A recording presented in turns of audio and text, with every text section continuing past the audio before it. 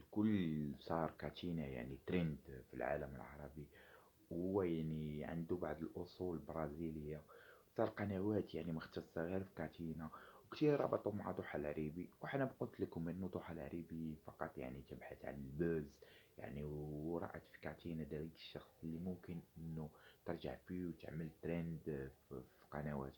وهذا اللي خلاها يعني تطلع معه وتظهر معه كتير فيديوهات وكتير لايفات.